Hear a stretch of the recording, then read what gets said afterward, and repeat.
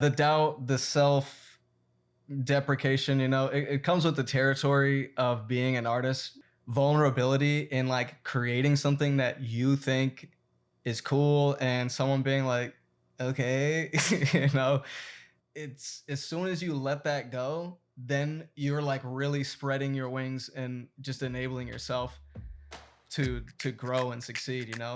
That's Kenny Routt, and I'm Pablo Ortega, and welcome to the first episode of Purpose Driven Creativity, where we dive deep into the creative mind and what makes it tick. We go over all the struggles that we all face and how to overcome them to build a stronger community and to create with a more fulfilling purpose. Thanks for listening.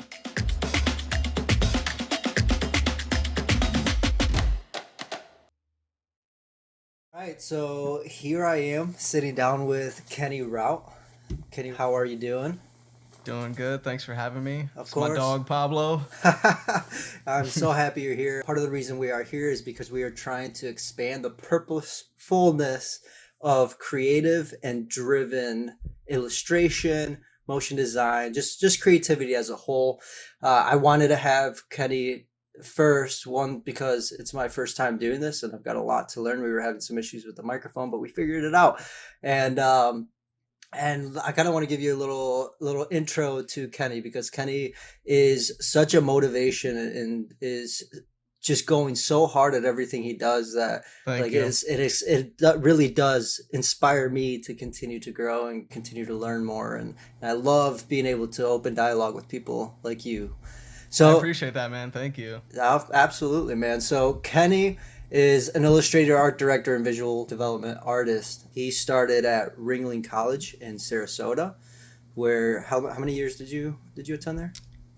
4 years. 4 years. And Kenny's been all over the place. Kenny did some work here. He did some work out in LA for a while, where he played with some big players. He did some stuff for Flatbush Zombies. He's done work for Tampa Bay Bucks around here. He's worked with Coca-Cola, Human Spark, Basic Magazine. I mean, the list is long. I was going to read all these, but there's so many, which is so cool, That's man. fine. So Just cool. tell him if you want to see the rest, go to his website. If you want to see the rest of Kenny's huge client list, just go to kennyroute.com. It's very easy to navigate and you can see it all there. Currently, Kenny, you're working with MographMentor. Now, I would love to give you the opportunity to introduce yourself and tell me anything that I missed because I'm sure there's plenty that I did miss. Yeah, no problem. Okay, yeah. So I'm Kenny Routt. I'm an illustrator, art director, visual development artist. Currently working for MographMentor, where I wear a lot of hats. Sometimes I'm working as an editor. Sometimes we're trying to create a new product and market it. Um, I just am basically creative help. so so that's cool, and I'm enjoying that. And then yeah, on the side, I've got my illustration practice, or just a freelance practice rather. Um, and that's where those clients you were listing off come into play. And you're fully contracted by them. You're a full freelancer. You own your own LLC. So this is clearly like your life. This is your passion. This is what you do. Yeah, absolutely. It's too late to turn back now, you know. That's awesome. That's awesome. So I first want to start. I think it would be great for everybody to hear where you started from and tell me the story. Tell me how you got to be the Kenny Route you are today, creatively. If you want to dig deep into like your life, if you have any cool stories you want to share with us, we'd love to hear it. Yeah, sure. Okay, so I'm from Sarasota, Florida. That is where Ringling College is located. So I knew about the school when I was in grade school, and I always used to like draw on my homework and stuff, and I would get like reprimanded for it. Uh, and I had a teacher in like fourth and fifth grade, Miss Compton. Shout out to her, who was like the only teacher to not be like, "Oh my, why are you drawing all over your homework and stuff?" She was like, "Oh, you should go to Ringling." And so that thought was kind of just in the back of my mind. And then, when it came to applying for colleges and stuff, every time I would go to pick a major, I was like, I guess I'll just pick art because that's what I like, And I was like, if I'm gonna do that, maybe I'll just try to go to an art school. And my buddy Stefan helped me put together a portfolio, and he was applying as well, and we both got in, and I couldn't believe it. And yeah, I just learned the foundations at school, and then learned about the reality of it after school.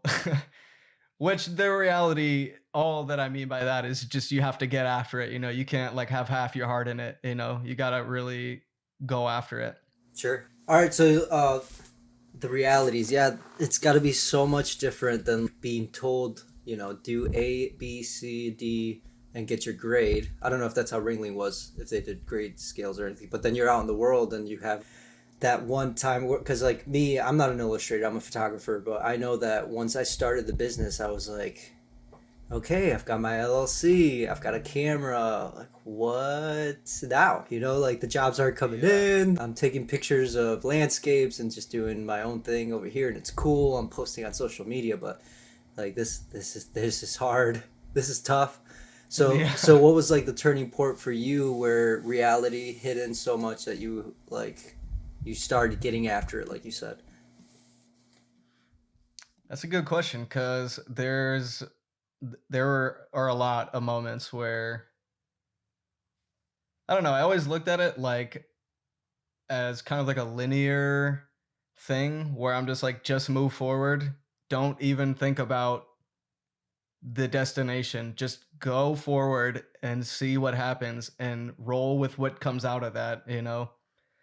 And I'm thankful that I had that mindset, because I mean, after school, like, I felt like I didn't really have like a style that was like mine that I could market. And I didn't even really know like what kind of work I wanted to produce. And, just was still like really, really green. I had to like really work on that.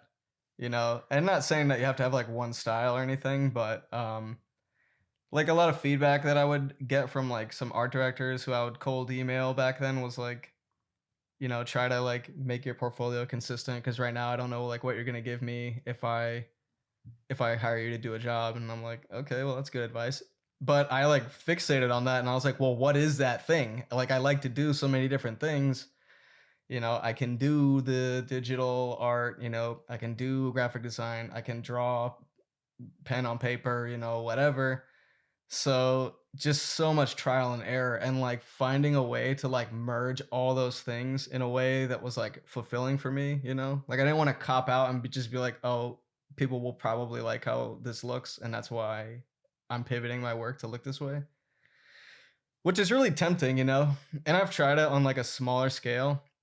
It just doesn't feel right when you're making work that, it just doesn't feel like genuine, for myself. Oh no, absolutely. I feel the exact same way because, as a photographer, I kind of feel like I'm all over the place. If you look at my website, there are so many menu buttons, and I've been struggling with that the last few weeks. I'm like, do I really need portraits, real estate, property design, or property and interior Oh, design, that's a this great and point stuff? because, my website was like the same thing. It was like, "Oh, here's the ink stuff.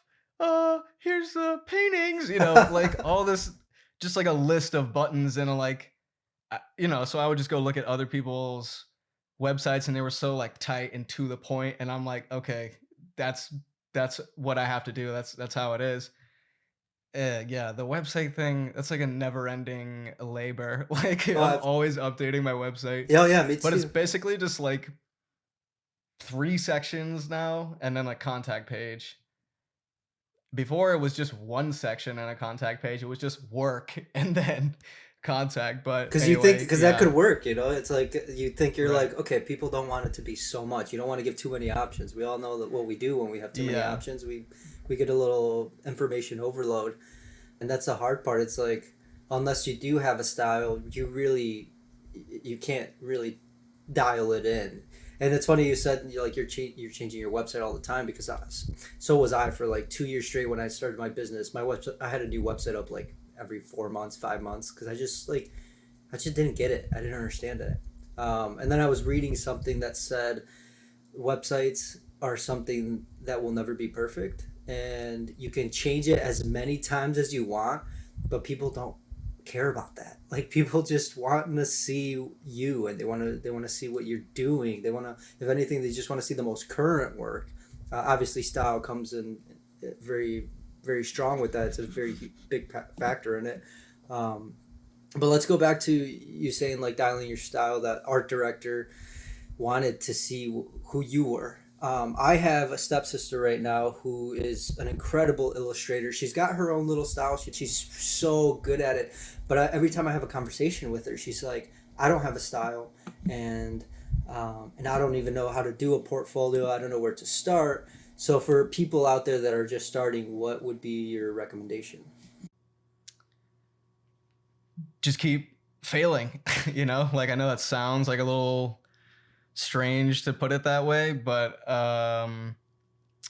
yeah, just keep producing work. It kind of depends like what you want to do, and what you want to do may change, and there may be something that you could do that you didn't even realize, you know? So my advice would just be to keep producing work, post it online, you know, like see what people are feeling, what they're not, and then try to think of all the ways that you could apply your work to a commercial application. So like, why am I hiring you as an illustrator for this project, you know? Now, do you think like specifics when you're thinking those thoughts in your head?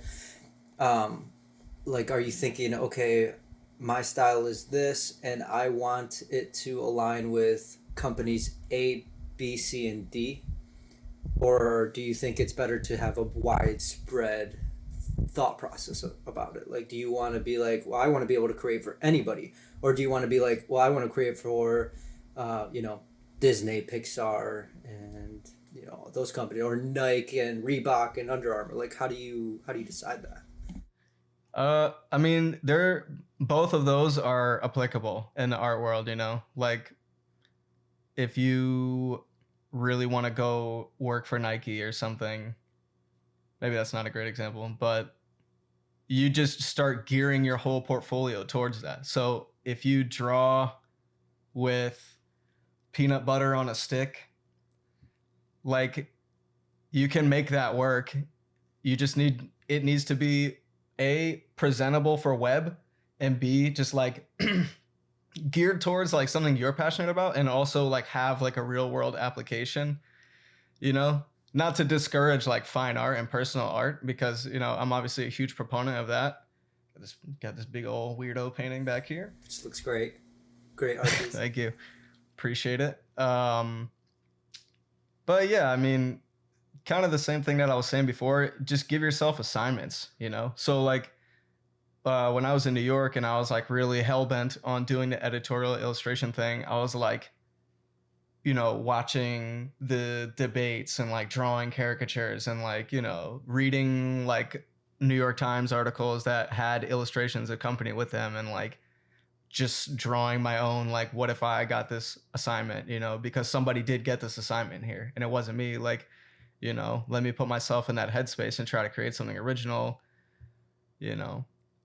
Which, you know, they taught us that at Ringling too. But yeah, something will click and you like will find a groove, or you'll meet somebody, and those people who give you those shots are also just giving you a shot to, you know, produce work and score basically, and you know, succeed. But you're really proving yourself as an artist too, and like, you know, just being able to like put like a client on my contact page is like huge for me. You know, it's like these guys gave me the shot to prove myself as an artist, and I did it, and now, you know, I've got the proven work, and you know, you just feel like, okay, like what's next though, you know? Because I mean, you gotta just keep going forward. Yeah. So Well, I think it is important to get excited about those things and making it happen. I remember one thing that happened. Kenny and I work at MographMentor, and we got time over the summer to work together in the same space. And I remember clearly there was this one situation where you got a job and you guys were about to do this freelance thing. You're like, dude, I cannot wait to put this on my website. and somebody was like, well, I don't know if they want to do that, and you're like, well, I'm putting it on my website, like I'm doing this work, and I'm super excited. Like you were pumped about it, and it made me excited about it because I was like, yeah, like you I get should. fired up, man. I Yeah, love the challenge. I love the chance to just be the guy that's like getting the ball basically, you know? And I'm like, what am I going to do with this, you know? I'm going to do everything I can is the answer. So, yeah. I get fired up, man. I'm might be illustrating some. Actually, I don't know if I'm allowed to talk about it, sure, but sure. That's okay. We don't have to talk about yeah, it. That's okay. yeah, my bad. See, I'm just fired up about it. That's why. But No, that's cool, and you should be. I feel like that's a, if you're not getting fired about it, something, and something that I've been learning and trying to really harness in the past year is like, I used to go on these shoots, or I used to have these personal projects, and I would get so frustrated during them because I'd be like, this isn't going how I want it to go. This sucks. I'm like really really mad with the lighting, like any of the problems that were happening. And then I've shifted my focus last year and was like, hey man, you should enjoy all of these shortcomings and this failing because it's making you better. Like you're all of this messing up is actually good for you. And if you're not enjoying this, then why are you doing this? Like why are you taking pictures if you don't like to take pictures? It doesn't make sense. Because I love that. That's something I'm very passionate about, and it was debilitating to my mindset because I was like just so hard on myself. So how do you battle that? Like how are you, because you seem very confident with what you do, obviously you've got your style down now, so how do you battle the I guess it would be self-consciousness, or the thoughts of maybe disappointing, or of not doing it right, not being perfect? How do you battle that? uh, it might sound like a little like nihilistic, but I'm just like, dude, this life is gonna be over like before you know it. So just get after it, because what else are you gonna do? You know, you're gonna look back and say, oh, you know, I wish I played it safer. You know, like nobody says that. You know, so yeah, the doubt, the self deprecation, you know, it comes with the territory of being an artist. You know, there's a lot of vulnerability in like creating something that you think is cool and someone being like, okay, you know. So it just is what it is, and I feel like it's as soon as you let that go, then you're like really spreading your wings and just enabling yourself to grow and succeed, you know. And like different people, it takes them a long time for some, and some hit a hot streak right away. But you know, everybody's path is different. Like they're obviously at Ringling, so much talent, you know, people in my graduating class who I'm like, these guys are gonna take over the world, you know. And it's crazy, like some of them aren't into the art anymore and don't do it, or others are just like so wildly mind-bogglingly successful that you're just like, how, like, you know. So but you can't compare your path to someone else's, you know. You just have to focus on yours. And like in today's day and age, like everything is observing and comparing, you know. Like you look at like Instagram, for instance, you know, it's like if I'm on there for like a long time, which I am every day, shouldn't be that much, but you know, it's like a tool for me. So, you know, I'm on it a lot, but it's so easy to look at like, you know, like, oh, Lauren Tamaki posted another illustration she did for New York Times, like, you know, because it's like I want those opportunities too, you know. But I'm finding my lane in unexpected ways, and that has probably been the most unexpected part of this whole thing. Is like just I kept moving forward and I kept producing work, and like I'll give you an example. So when I moved back from LA to my home base, Sarasota, Florida, I felt like super defeated. I was like, shit, man, I couldn't make it work out there. Like, I don't know if the people I'm working with out there are gonna still hit me up, like, you know. So I just went back to that method, you know, that I'm telling you about. And I basically just reverted to that method of like just keep producing work, give yourself assignments like, what do you think is cool? Do you want to animate something? What is it you want to do? And so like I I made like an animated GIF of Aaron Gordon doing like a 360 dunk, and I was like, wow, that was pretty cool. And I just like whipped it up in like 5 hours, and like that week I got a call from someone or an email from someone that's like, hi, we want to like set up a call to maybe talk about like a freelance thing. And I was like, okay. And when they called, that was like the first thing that they mentioned. They're like, yeah, we saw this like Aaron Gordon thing that you did. We love it. Could you do something like that for us? And I'm like, yes, I can, you know? So, but yeah, then COVID happened and I actually didn't get that contract, but the point stands. And yeah, Well, so I mean, that's a good testament to the creative process right there. Like you were saying, trial and error. Yeah, you may not have gotten that gig. right. You can't bank on your best pieces that you have right now doing anything for you. You have to best those. You have to your next piece has to be your best piece, you know. And you can't be too in love with your work. Like you have to trim the fat on your portfolio, you know. Like I can't tell you how many hundreds of images have been on my website and I'm just like, get them out of here, you know. Yeah, no, I think that's super important. I mean, there's a saying in the photography world. It's like your best photo is the next one you take, kind of thing. You know, it's Yeah, not the yeah, last one you exactly. took. It's the one that you're working at, the one that you're progressing with, because ultimately, yeah, you that's how you learn. That's how you continue. Yeah, it's definitely easy to stay motivated when you get paid for a job and they pay you right and you produce good work and you're just like, man, that felt so good, you know. And I worked for years to get this and now I got it, you know. Like what's next, you know. I mean that's how I look at it. No, So that's a great way to look at it. And so I guess now we could talk about, and this might get, a little traumatic because it's hard to talk about. But like, tell me, because I've had some jobs where I feel like I should have gotten paid way more. Like during the shoot, I was like, I'm not getting paid enough for what I'm doing. Like I already know I'm losing so much money sitting here just wasting time. I have so many opportunities I could be working on. What is a situation that's happened with you? Obviously, you don't have to say any names, but where you like really learned that. um there's too many to count, man. You know, I I've dealt with a lot of like jokers when I was coming up after school, you know. Guys who were like, "Oh, can you do this album art for me? I'll pay you like $30." And I'm like, "Sure, why not?" You know. I'm literally not doing anything else right now.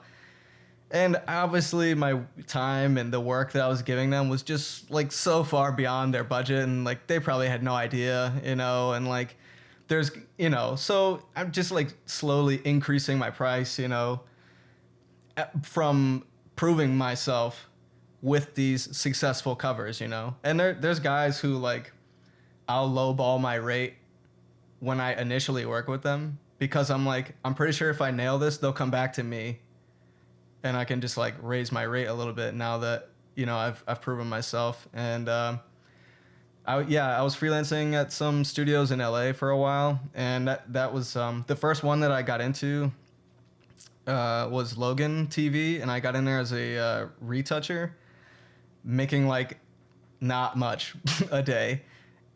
I'll say that. But even still, I was happy to be doing something creative and getting paid for it. And yeah, just don't be picky, you know, just take what you can get and like work with it and try to pivot that situation to work to your strengths and your advantage, you know.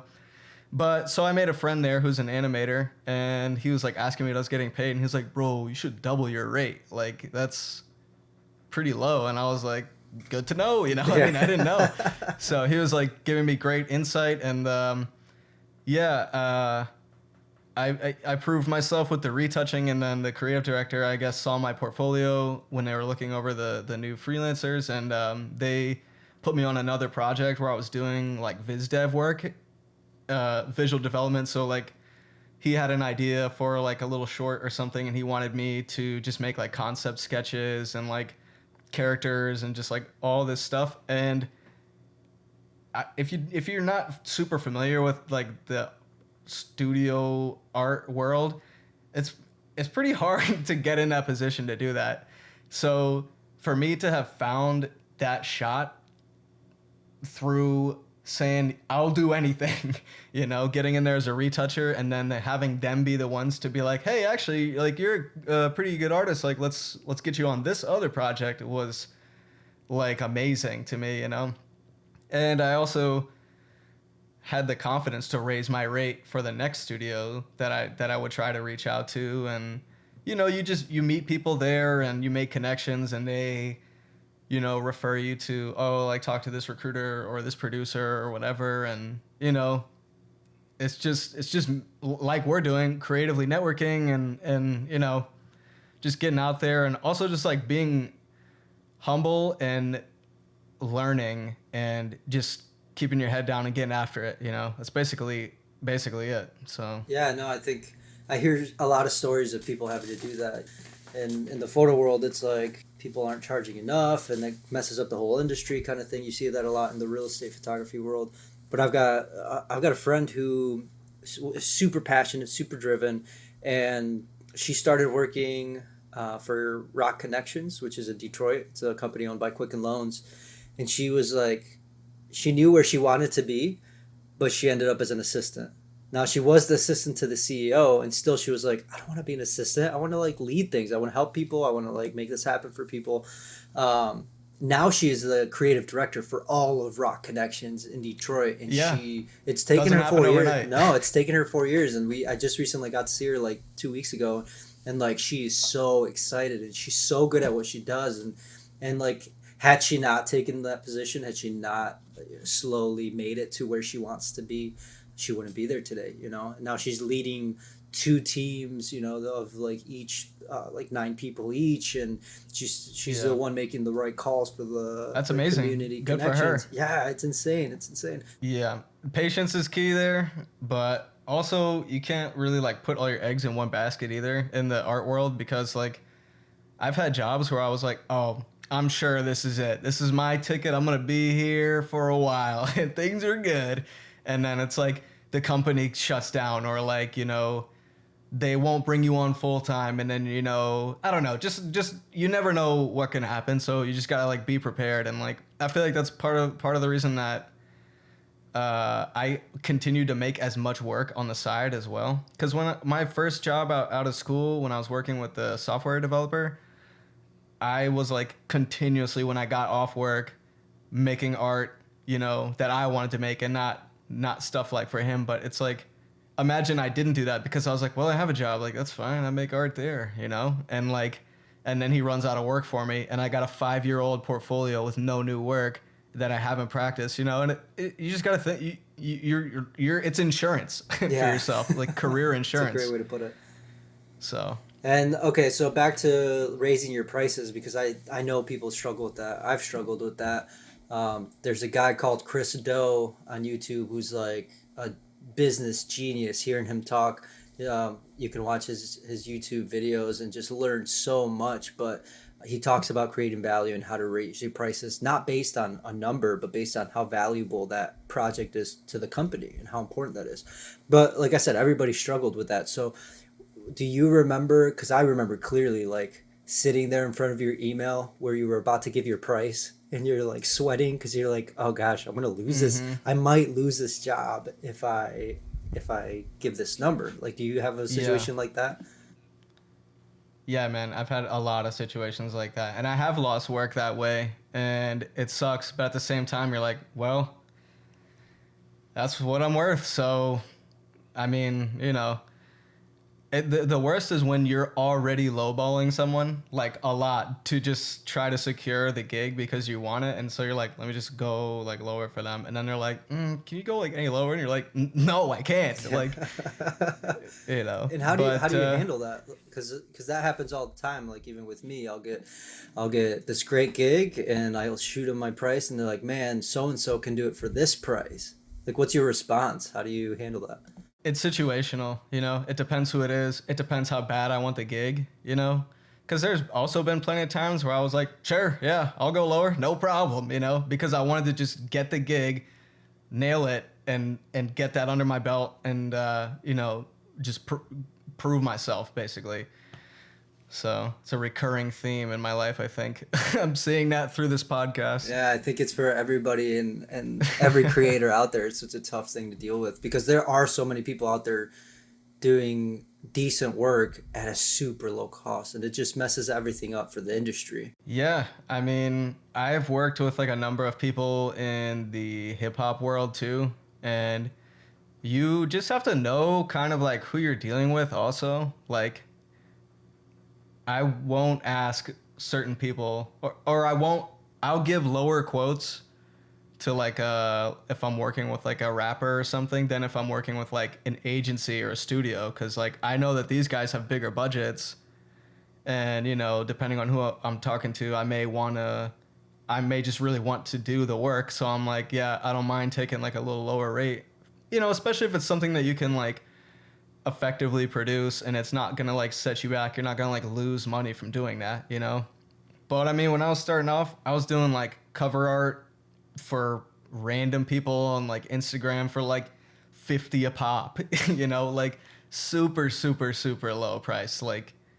But I wanted to make the work and I wanted it out there, and yeah, that's basically it. And you know, on the flip side, I think that something that I've done in the past, and I try not to do that anymore, but sometimes I will get a contract from a bigger company that I'm like, I really want to work for these people. And sometimes I have gone under my value, which I think hurts me in the long run. And it's such a tough battle because, you know, like you want to work for this Yeah. company, but then it is it's a hard job. And so you're losing money. Do you think that, like, where is that line that you draw where you say, okay, exposure versus cost, basically? Like, does exposure really mean anything? I know a lot of you know, people have different thoughts on that. What are yours? I think it's contextual. I think if you're like when I was coming out of school and I'm doing like cover art for somebody with like 200 followers, it's like that type of exposure, like not super great, you know, like it's not always super worth it.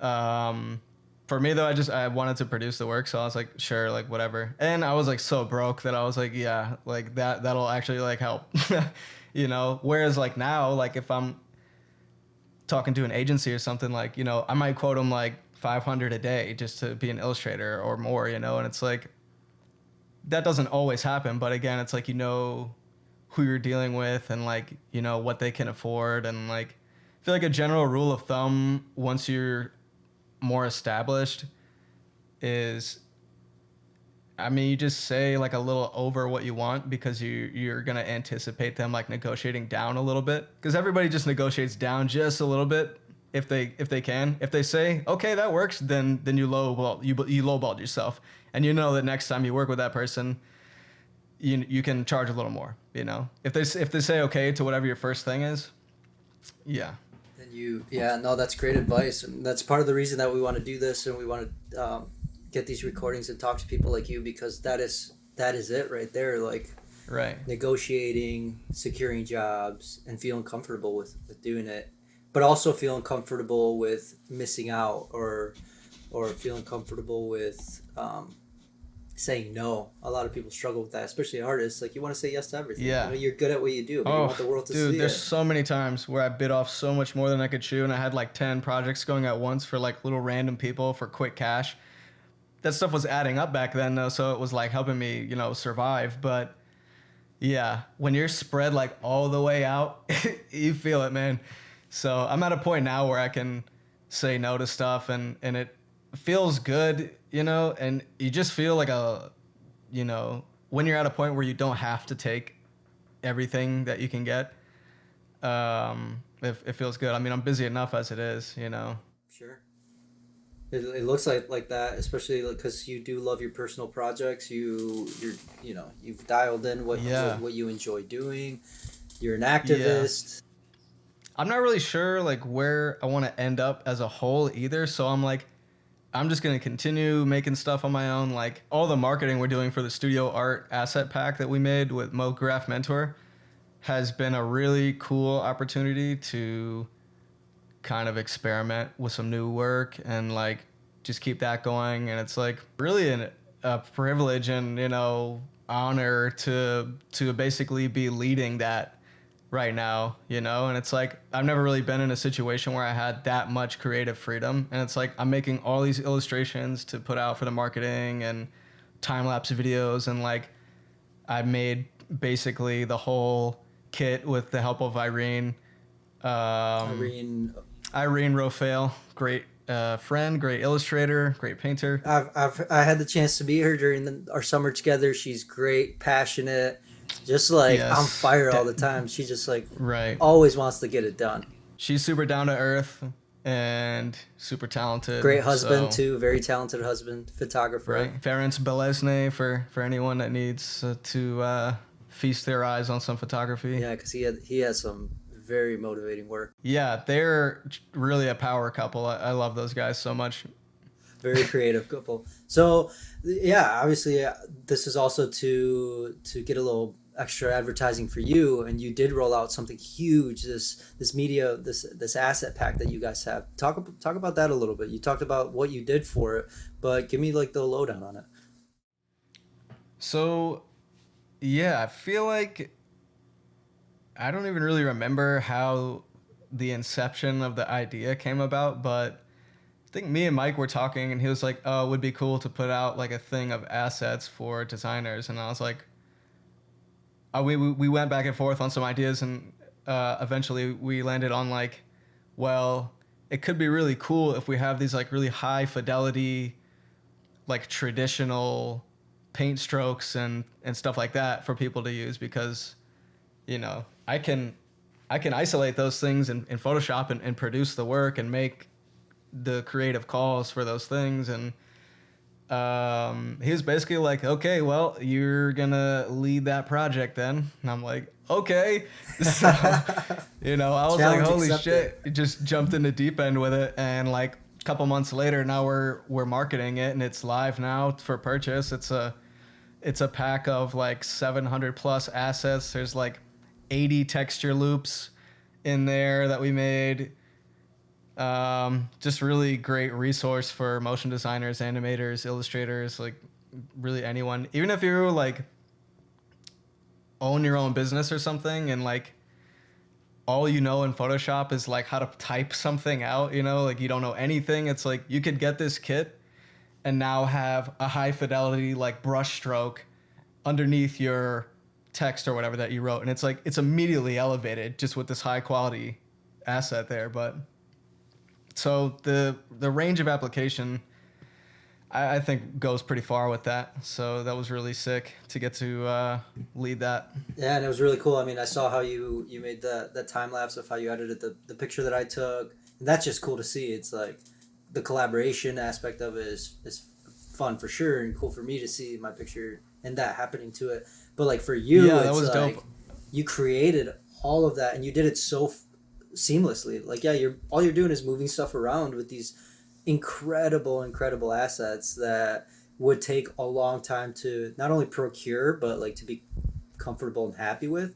Everything that I've seen so far is like that is cool. Like that I can use here, this I can use there. It's just so Right. multidimensional. Yeah, I mean, I appreciate that, and also appreciate the photos. Gave me some stuff to work with and produce some of those illustrations for the marketing.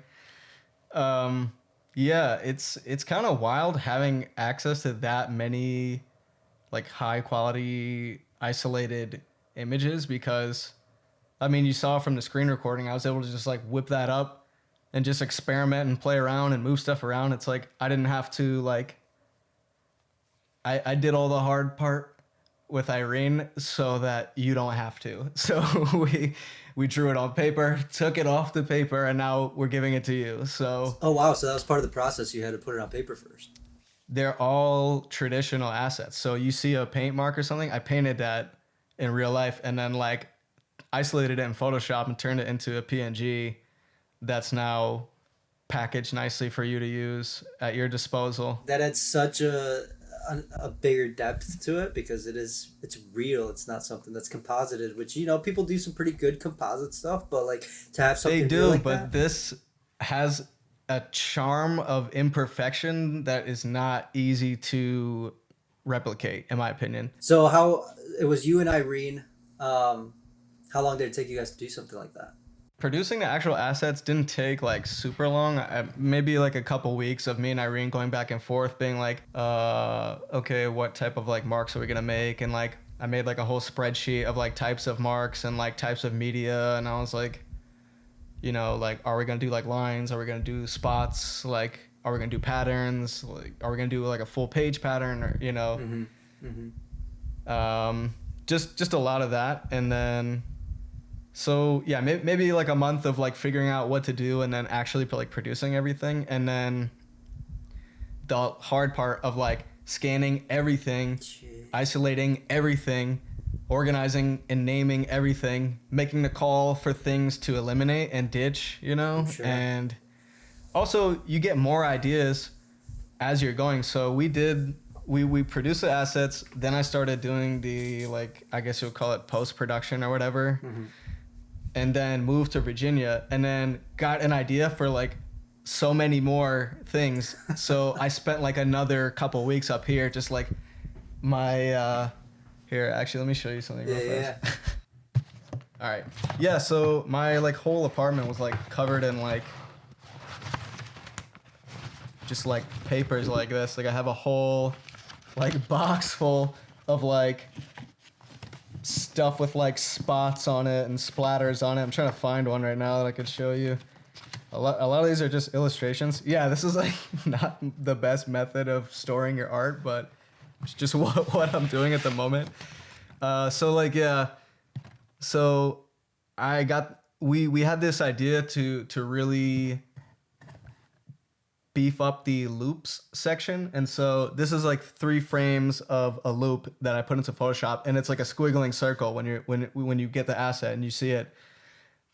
Same thing with these, like this basically goes like this in Photoshop, but like in different frames, or I don't remember how I chopped it up, but yeah, I just have like a box full of like random paintings that if you saw them with no context, you'd be like, what is this? No, that's awesome because it has an application. It's got a place for it for Yeah. sure. Like this is in there. What I find Yeah. fascinating about all this stuff, it's like you created it with your vision and with what your thought process was behind it, but like, yeah, somebody Yeah. else is gonna look at that and they're gonna use it for something completely different than what you originally thought of using it for. And I think that's what makes it so like invaluable because there's just endless possibilities with what you've given Mm-hmm. people. Right. And like I said before, like the application for the pack is so widespread. Like I made those like little animations that I posted on my Instagram recently with the pack, but you could also just like take one of the textures and just like put it subtly in the background of something, and then maybe put some text over it, and it's like you have an ad now that looks cool with some depth to it, like you thought about the art a little bit, just with dragging and dropping, into like a Photoshop document or something. Yeah, and I think you guys have done a really good job with showing all of the different applications, like all of the different examples with the time lapse and the image. Because like when I first saw the asset pack, I was like, okay, this is awesome. There's huge uses for this, and then you put it on an image, and I was like, holy, that's how they did that, and that's what they used. Like it just expanded what you could do with it. Yeah, I appreciate that, man. Thank you. Absolutely. No, it's really cool. I really love what you guys are doing. I think to wrap it up, what advice do you give to people? Like I said, somebody like my stepsister who's just trying to get it off the ground, doesn't really have a portfolio, doesn't know what her next step is. So for anybody listening, what would you say to them to give them the Kenny's wisdom? I would say don't dwell on where you want to end up. I would just say continue to make work and give yourself assignments and try stuff. Try everything, and if you don't like something, like whatever, you can drop it, and just be open minded, and just take what life throws at you and prove yourself and like climb that way, like I don't get up every morning like still not a creative director, you know. I Sure. just get up every morning like, yo, how am I going to get after it today, improve my work, produce something quality. And that's pretty much all there is to it. Like it's harder than it sounds, It's obviously, an uphill battle for sure. It sounds like. Yeah. Also, yeah, like I said before, uh let go of like what your peers think of your art. Like if you like it, you should just keep doing it. And you should be honest with yourself about the production value of your art and like be always wanting to improve it. But I guess what I mean by letting go of that is like I don't know, like there's been plenty of stuff that I was like, I don't know if I should post this because, maybe this one artist that I know will see it and, maybe not like it. And then I'm like, man, fuck all that. Like, I'm just going to do the shit anyway because I feel like it, like, One thing you mentioned about the Ringling students is that you saw these people that were so great, so talented, and you were like, these people are going to go somewhere. But then you see them now, and they're just out of the game. Why do you think that happens? Like, what do you think people can do to not get in that mode for them and for the industry and yeah. I mean, everybody's journey is different for sure. Like some people are like super hell bent on making like one thing work and they go after that one thing and it may take them a long time to build up some clientele or whatever. But I mean, other people, pivot to completely different skill sets too that they realize that they liked. And it's like, I don't necessarily think that some of the people who aren't working artists right now, I think some of them are cool with that, but I mean, for me, it was like everything to get the work and, just continue to grow and improve and like figure out ways that I could apply my art to like commercial situations. Um, and that's not for everyone, like, I had a buddy at Ringling who we were in illustration together and then we both graduated same year. And then after school, he was like, oh, well, I actually really like doing like 3D modeling a lot. And I never realized that. And then he started doing a lot of that and then like making like rings and doing like a lot of like cool, interesting stuff that I didn't expect from him. And I guess that ignited like some kind of a love for tech for him. And now he's trying to like be like a software engineer or something. And it's like, that's a crazy pivot, and it's like, that's not my journey, but that's his. And it's like, I can't hate on it because, why would I first off, but wow, yeah. yeah, No, that's such a great perspective because you're right. I mean, change is going to come no matter what you're doing, and if this is just a stepping stone to getting in tech, that's amazing. That's such a great way to lead your life, to like be transient in what you love, and yeah. that's always And going to it's change. cool to set goals, but like, I just don't think you need to like live and die for them sometimes, especially if you like don't achieve like a goal. Like I've still never been published in like New York Times. And I'm like, okay, well, I'm just going to keep making stuff that looks like editorial work on the side just because that would be cool. But if that never happens, I'm like totally fine with that because I'm getting work elsewhere in means that I never could see coming before, So yeah. That's awesome. That's really great. There's one thing that I really love that you did on your Instagram, and I'll be sure to post that link down below and all the other links to your stuff and the asset pack, of course. But one of the things you did, you posted, do you want me to create a self portrait of you or something like that? Do you remember doing that? Oh Yeah, yeah. yeah. I don't Talk know about what the that. deal was. I was like I had like nothing to do for like the next like day or something. Like I think Mike was either like out of town or was like, "Oh, let's just like take tomorrow off or something." And yeah, I don't know, man. I was like in my own head like hardcore at my apartment and I was like I feel like I need to work something out creatively and I don't know what it is, And I didn't want to like sit there and try to think of like some brand new like project. So I literally just got on Instagram and I was like, yo, respond to this and I'll like draw you. And like I took that opportunity to really loosen up and like just try so many different things and take elements of, how I sketch in my sketchbook and how I produce commercial work and just all these things and combine them, you know. And we were I was fully producing the assets for the asset pack at that time as well. So I had all these art materials just out already, and I was like, I'm gonna use all these. Like I don't even care. And you know, doing that one night, like it might seem like crazy, but I learned so much and like found so many creative ways to combine like ways of drawing that I literally had never done. And like my style is like different since that night. You know, you might not be able to tell like a lot, and you know, I also don't think I have like one style that I like live and die by either. You know, but I generally have like a look that I go for. But I feel like that look has evolved since that night, just from doing that. Because, dude, when you draw like 20 plus portraits in like a single night, you know, you just learn a lot. And like on some you speed up, and you know, on others maybe you try something more like a painting, and it's like, I don't know, just get after it, try different things. That's awesome. That's crazy that just one night, one little Instagram post became such a big Yeah, changing thing in your workflow. You know, that is how you yeah, learn. That is the best way to learn. right. I was happy with people wanting to do that. I thought that was pretty cool.